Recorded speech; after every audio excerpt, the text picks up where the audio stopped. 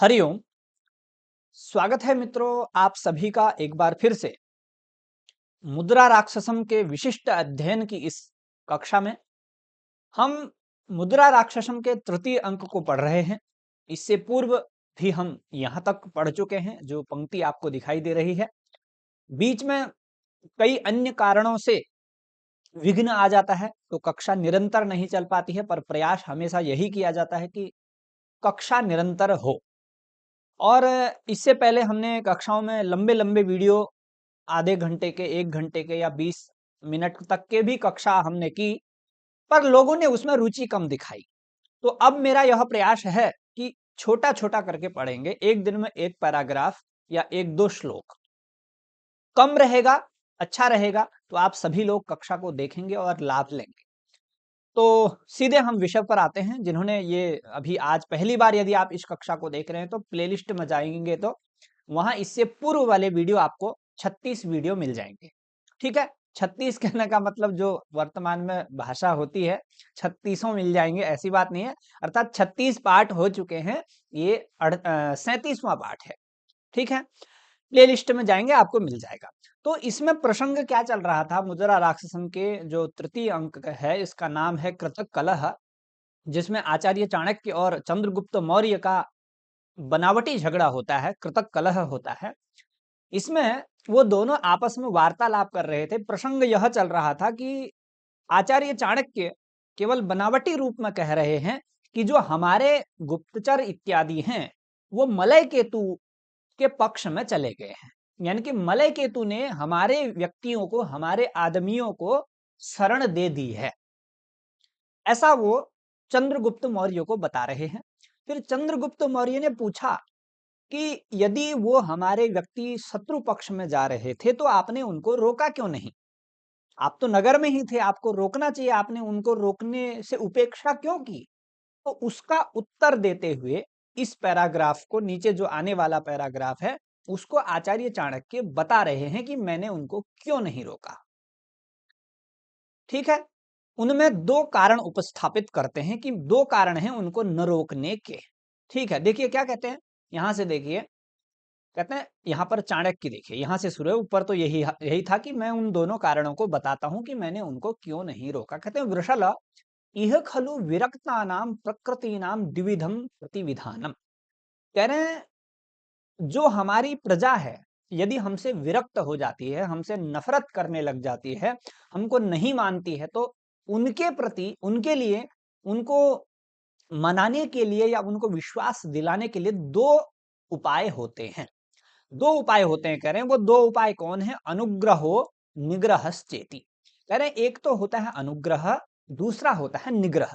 अनुग्रह का मतलब कि उनको स्वीकार कर लिया जाए, अर्थात उनको मना करके, लोभ इत्यादि दे करके या विश्वास से युक्त बातें करके अपने पक्ष में मिला दिया जाए।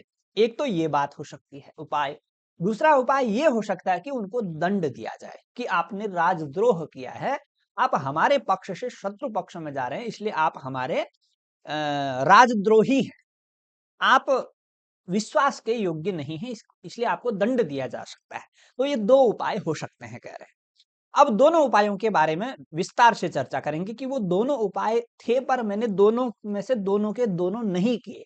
अब दोनों के दोनों क्यों नहीं किए, उनका भी उत्तर बता रहे हैं। कह रहे हैं अनुग्रह स्थावत। सबसे पहले कह रहे हैं अनुग्रह क्या है? अनुग्रह का मतलब हम उन पर कृपा कर दें, कोई बात नहीं, यदि आप चले भी गए हैं हमारे पक्ष से शत्रु पक्ष में, तो फिर से आप आ जाइए। ऐसा मैंने इसलिए नहीं किया, करें आक्षिप्ताधिकारयो हो भद्रभट पुरुषयो हो पुनः अधिकार आरोपणम एव अधिकारश्च पुनः तादृशेषु व्यसन योगात अनभियुक्तेषु पुनः आरोप्यमाणः सकलस्यैव राज्यस्य मूलम हस्ति अश्वम अवसादयेत्। कह रहे हैं वो जो 2 व्यक्ति थे, भद्रभट और पुरुषदत्त, उनसे अधिकार छीन लिया गया था। अब उनसे अधिकार छीन लिया था और उनको फिर से पुनः अधिकार दिलाना था। उनको नौकरी जो थी, उनकी नौकरी छिन गई थी, वो सस्पेंड हो गए थे, तो उनको फिर से नौकरी दिलानी थी। पर यदि उनको हम पुनः नौकरी दिला देते, तो पुनः हम उनको उनका अधिकार दे देते तो कह रहे हैं तादृशेषु व्यसन योगात अनभियुक्तेषु पुनः आरोप्यमाणः, कह रहे हैं वो व्यसनी व्यक्ति थे, उनको अपने अधिकार से संतुष्टि नहीं थी। वो अगर उनको हम हाथी और घोड़ों की सेवा में यदि लगा देंगे तो वो अन्य स्त्री प्रसंग में, मदिरा पान करने में या इधर उधर अन्य व्यसनी कार्यों में लग जाते थे। फिर हमारे हो सकता है हमारे हाथी और घोड़ों को कोई चुरा ले जाए। तो कह रहे हैं यदि उनको फिर से यदि मैं अनुग्रह करके राज्य में लगा देता तो हो सकता है कि हमारे जो हस्ती और अश्व हैं, अर्थात हमारे हाथी और जो घोड़े हैं सेना के, वो समाप्त हो जाते, वो नष्ट हो जाते। इसलिए उनको मैंने वापस नहीं बुलाया, पहली बात। और जो लोग हैं हिंगुरात बल गुप्तयोः अत्यंत लुब्ध प्रकृतिकयोः, यहाँ पर लुब्ध है, ये लब्ध नहीं है, लुब्ध प्रकृतिकयोः सकल राज्य प्रदानेन अपि अपरितुष्यतोः अनुग्रह कथम कर्तुम शक्यः। अब कह रहे हैं जो दो व्यक्ति और थे हिंगुरात और बलगुप्त, उन दोनों को भी मैं अनुग्रह नहीं कर सकता था। क्यों? क्योंकि वो दोनों लोभी थे, मुझे और चाहिए और चाहिए और चाहिए, उनके अंदर तृष्णा भरी हुई थी, उन्हें किसी भी प्रकार की संतुष्टि नहीं थी। कुछ भी उनको कितना धन दे दो, कितना पुरस्कार दे दो, उन्हें और तृष्णा तृष्णा भरी हुई थी। तो ऐसे व्यक्ति को भी अगर पूरा राज्य भी दे देंगे तब भी कोई लाभ नहीं है, इसलिए दोनों को भी जाने दिया। दूसरा फिर कह रहे राजसेन भागुरायणोस्तु, और दो व्यक्ति और बता रहे राजसेन और भागुरायण, इन दोनों को तो कह रहे हैं धन प्राण नाश भीतयो हो कृतो कृतोनुग्रहस्य अवकाशः, कह रहे ये दोनों तो धन और मेरा प्राण नष्ट ना हो जाए, अर्थात या तो मेरा धन छिन जाएगा या मैं मारा जाऊंगा, ये दोनों डरपोक थे। तो इस तरह के भीत व्यक्तियों पर कैसे अनुग्रह किया जा सकता है? इन पर इसलिए अनुग्रह नहीं किया गया। क्यों? क्योंकि ये अपने धन और प्राणों की ही चिंता करते रहते थे। ऐसे व्यक्ति को रखने से क्या लाभ? और कह रहे हैं लोहिताक्ष विजय वरम मणोरपि दायादम असहमानयो हो अतिमानिनो हो कीदृशो अनुग्रह प्रीतिम जनयिष्यति इति परिहृतः पूर्व पक्षः। कह रहे और जो दो व्यक्ति थे लोहिताक्ष और विजय वर्मा, उनको अपने हिस्से से ही संतुष्टि नहीं थी, अर्थात उनको जो उनका भाग, उनका हिस्सा उनको दिया जाता था तो उसको सहन नहीं कर सकते थे। वो दूसरों से छीनते हैं या और दूसरों के हिस्से पर अपनी दृष्टि गड़ाए रखते हैं। तो उन दोनों को कह रहे हैं इस प्रकार से उन पर अनुग्रह नहीं किया गया। ये रहा पूर्व पक्ष, ये है अनुग्रह वाला पक्ष, अनुग्रह क्यों नहीं किया गया। अब दूसरा पक्ष बता रहे, कह रहे उत्तरोपि खलु, उत्तर पक्ष क्या है, अर्थात उनको हम दंड कैसे दे सकते हैं। मना भी नहीं सकते थे, दंड भी नहीं दे सकते थे। अब दंड देंगे तो क्या होगा ये सुनिए। अरे वयम अचिराद अधिगत नंदेश्वर्याः सहोत्थायिनम प्रधान पुरुषम उग्रेण दंडेन पीडयन्तः नंदकुलानुरक्तानाम प्रकृतिनाम अविश्वास्या भवाम।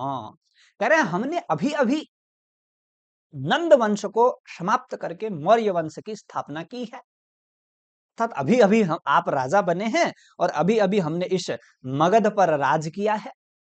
तो अभी अभी हम इन जो प्रकृति है, ये जो प्रजा है, इन प्रजा को नया नया राजा मिला है।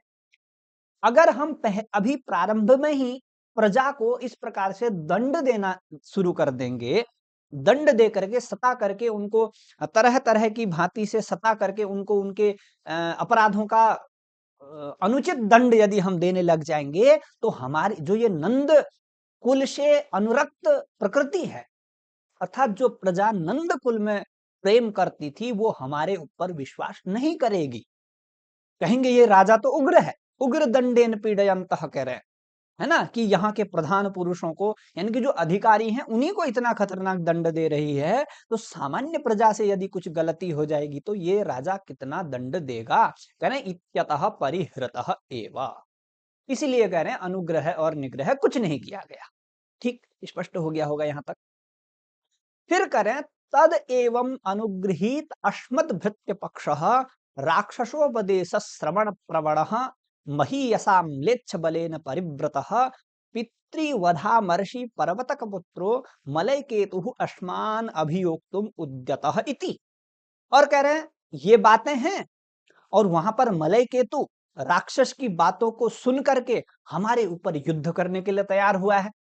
म्लेच्छ बलेन परिवृतः, अर्थात म्लेच्छ सेना को लेकर के, है ना, म्लेच्छ राजा की जो सेना है या अन्य भी कोई राजाओं की सेना है, वह जो मलय केतु है वो राक्षस की बातों को सुनने में प्रवण है, और हमारे व्यक्तियों को, हमारे गुप्तचरों को, हमारे सैनिकों को जिसने अपने पक्ष में मिला लिया है, वो यहाँ युद्ध करने के लिए तैयार है, अर्थात हमारे ऊपर आक्रमण करने ही वाला है।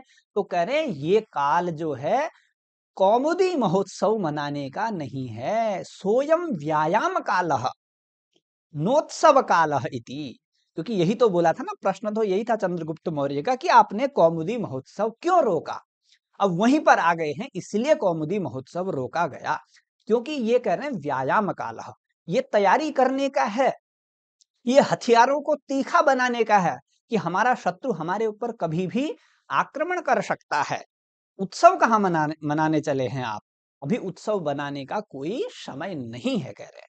अतो दुर्ग संस्कारे आरब्धव्ये किम कौमुदी महोत्सवेन, इसलिए कह रहे दुर्ग संस्कार अर्थात दुर्ग पर राज करने के बाद उसकी खुशी में कौमुदी महोत्सव मनाना अच्छा नहीं है, इति प्रतिषिद्धः। अब आचार्य चाणक्य ने यहां पर बता दिया कि इसीलिए मैंने कौमुदी महोत्सव को रोक दिया है। अब इसके बाद क्या होगा ये हम अगली कक्षा में जानेंगे, पर किस प्रकार का प्रसंग आ रहा है ये मैं आपको अभी बता देता हूं। इसमें क्या होगा आगे, अब हाँ, अब जो राजा है चंद्रगुप्त, वो कहता है मुझे और भी आपसे बातें पूछनी हैं। अब सीधे ये जाएंगे राक्षस के पास, अर्थात राक्षस के प्रसंग में जाएंगे, राक्षस के पास नहीं जाएंगे, राक्षस से संबंधित बातें करेंगे। और फिर चंद्रगुप्त मौर्य चाणक्य को अच्छा न मानते हुए राक्षस की प्रशंसा करना शुरू कर देगा, कहेगा आप अच्छे नहीं है, राक्षस अच्छा है। यहीं से दोनों में झगड़ा प्रारंभ हो जाएगा। ठीक है, तो इस तरह का प्रसंग हम अग्रिम व्याख्यान में देखेंगे। ठीक, अभी के लिए बस इतना ही। बने रहने के लिए आप सभी का धन्यवाद। नमो नमः।